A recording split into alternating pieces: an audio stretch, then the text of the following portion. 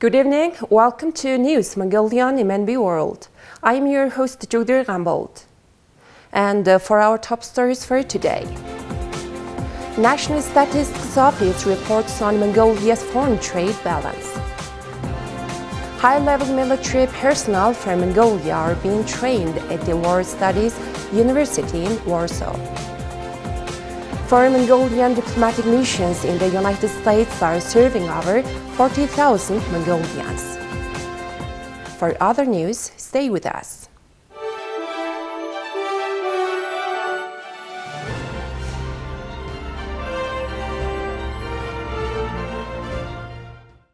Our first story, the National Statistics Office presented the latest report on Mongolia's foreign trade balance. Notably, the foreign trade balance exports increased by $1.8 billion. I'll introduce Mongolia's foreign trade statistics. In the first quarter, Mongolians traded with 125 countries and $5.7 billion in goods were circulated. Export was $3.8 billion, import was $1.9 billion, and the foreign trade balance reached $1.8 billion. The foreign trade balance increased 7.9-fold by $1.6 billion compared to the same period last year. Considering the foreign trade balance, exports increased by $1.8 billion. This was mainly triggered by increasing exports of the main commodity products, such as $1.6 billion in coal, $56.9 million in zinc ore, $52 million in iron ore, and $51.5 million in reserves. Imports increased by $248.9 million compared to the same period last year. Imports of diesel fuel increased by $109.8 million, truck by $56.6 million, heavy mining equipment by $27.5 million, and public transportation vehicle import rose by $22.3 million. The balance of payments profits for the first 2 months of 2023 reached $66.2 million, and current accounts generated $191.6 million.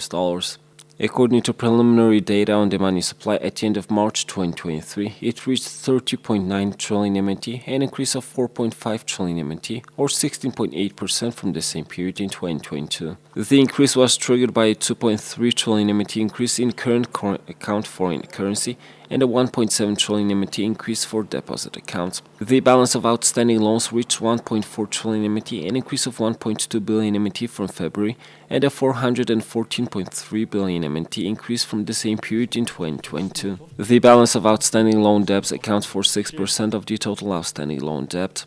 Non-performing loans in the banking system reached 2.2 trillion MNT at the end of March, which decreased by 21.6 billion MNT from this previous month and increased by 101.1 billion MNT from the same period in 2022. Non-performing loans account for 9.6% of the total loan balance. The average monthly exchange rate of the MNT against the USD announced by the Bank of Mongolia was 3,524.98 MNT, down 623.2 MNT from the same period last year and 16.9 MNT from the previous month. The monthly average exchange rate of MNT to ruble announced by the Bank of Mongolia is 46.26 MNT, up 18.4 MNT from the same period last year and 1.89 MNT from the previous month. In recent years, senior officers of defense and emergency agencies of Mongolia have been studying at the War Studies University in Poland. The Polish side reported that cooperation is expected to reach a high level.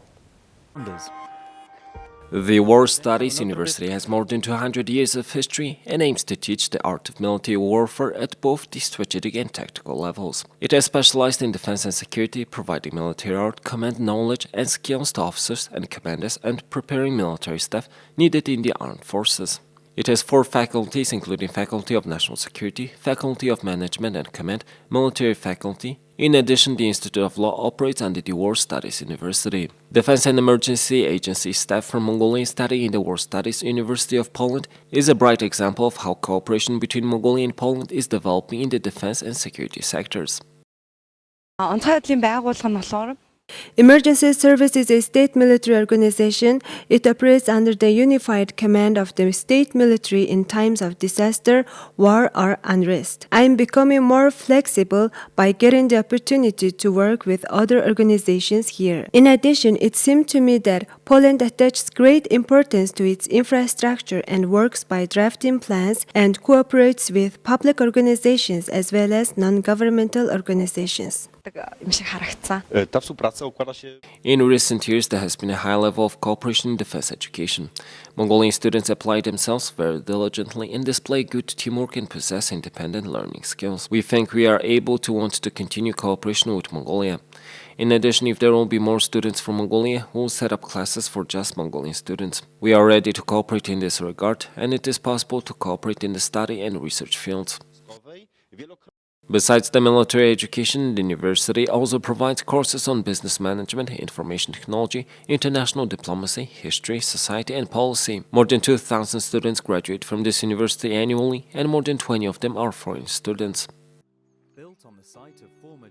There are 4 Mongolian diplomatic missions in the United States, located in Washington, D.C., New York, San Francisco, and Chicago, serving the growing Mongolian community of over 40,000 people living and working in the United States. These diplomatic missions play a crucial role in protecting the interests of Mongolian citizens and facilitating government services for them, as well as promoting trade, culture, and education between the two countries. In the past year, in 2022, the Mongolian diplomatic missions in the U.S. provided government services to more than 10,000 Mongolian citizens, with approximately 600 citizens seeking advice or assistance from the consuls every day. Notary services were particularly popular among Mongolian citizens, with many utilizing the service. Additionally, around 600 children born in the United States were registered with the Mongolian diplomatic missions annually.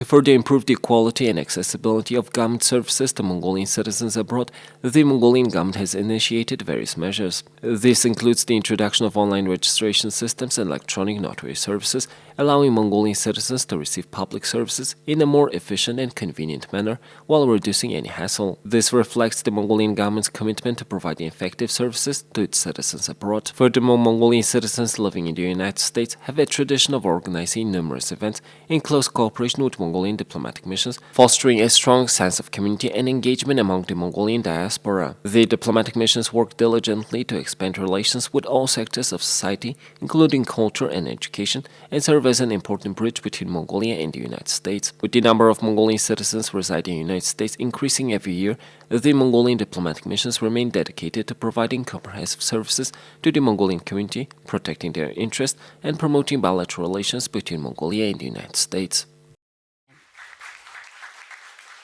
Please take a look at the currency exchange rates provided by the Central Bank of Mongolia.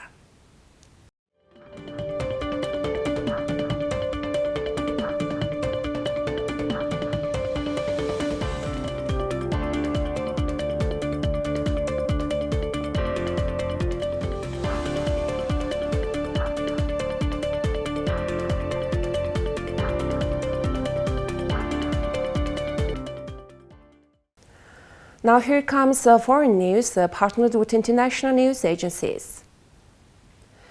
A Russian court has rejected the appeal of U.S. journalist Evan Yurskovich against his pre-trial detention. He appeared in court in Moscow on Tuesday, the first time he had been seen in public for weeks. He was arrested in the city of Yekaterinburg while working for the Wall Street Journal newspaper and charged with spying. Mr. Gershkovich stood with folded arms in a bulletproof glass enclosure wearing jeans and a blue checked shirt.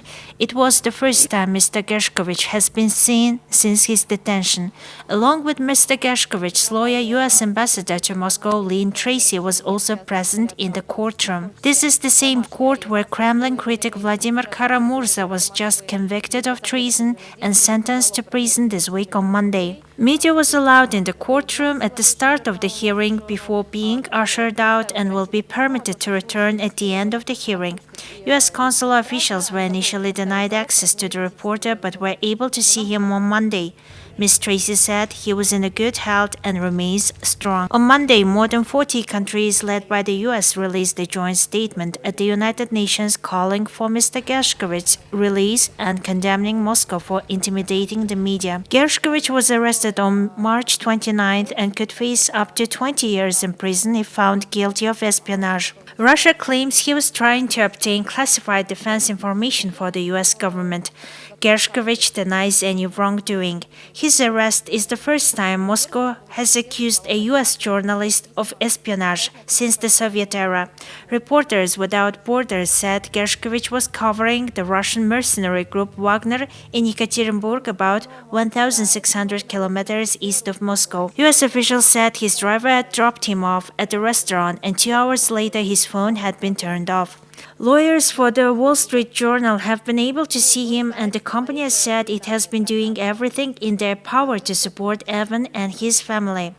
U.S. leaders, President Joe Biden and both Republican and Democratic senators have condemned his detention. His case is now being handled by the U.S. Special Envoy for Hostage Affairs.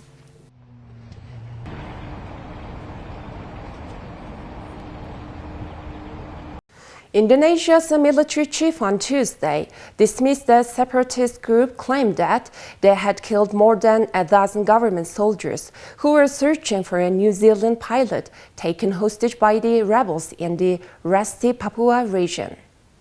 Sampai saat ini sudah 5 Admiral Yuda Margano and the military's top brass flew to the region on Monday after initial information said attackers from the West Papua Liberation Army, the armed wing of the Free Papua movement, ambushed 36 government soldiers in the hilly district of Unduga in mountainous Papua Highlands province. Rebel spokesperson Sebi Sambom said in a statement on Monday that his group's fighters were holding the remains of 12 soldiers, including 9 who he said were arrested and executed. The rebels offered no proof to back up their statement. Margona confirmed only one fatality and said 4 other soldiers were missing. The rest returned to their post, according to Admiral. 5 were wounded and were in stable condition and evacuated to a hospital in Timika, a mining city neighboring central Papua province. The soldiers were part of a group searching for Philip Mark Martens, a New Zealand pilot for the Indonesian aviation company Susi Air, who was abducted by the rebels in February. The soldiers who survived the shootout told the rebels had used civilians, including women and children, as a human shield during the assault, making the troops hesitant to return fire and resulting in them being cornered. Sambom said in an early statement that the rebels carried out the attack in retaliation against Indonesia's massive military operation in Papua and the killings of 2 rebels in a shootout with security forces last month. Margona rejected the rebel claims as fake news and said the military operations in Papua were launched with a view to keep casualties at the minimum. The rebels in February stormed a single-engine plane shortly after it landed on a small runway in Paro and abducted its pilot. The plane initially was scheduled to pick up 15 construction workers who had been building a health center after the rebels threatened to kill them. Authorities will continue to prioritize a peaceful approach for the release of Mertens, Margona said. The fighting is the latest in a series of violent incidents in recent years in Papua, a former Dutch colony in the western part of the New Guinea that is ethnically and culturally distinct from much of Indonesia. Conflicts between indigenous Papuans and Indonesian security forces are common. Ada 4 orang yang belum terkonfirmasi, ya mungkin dalam situasi. Please take a look at the weather forecast for the world's major cities.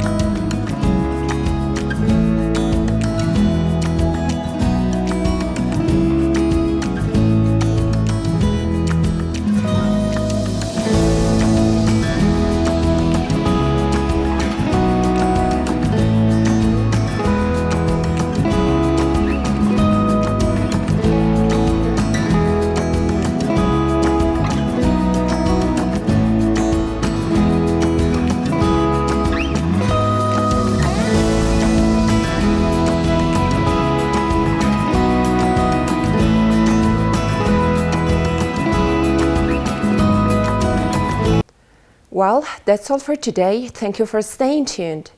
We'll see you next time with more news and updates. Have a nice day.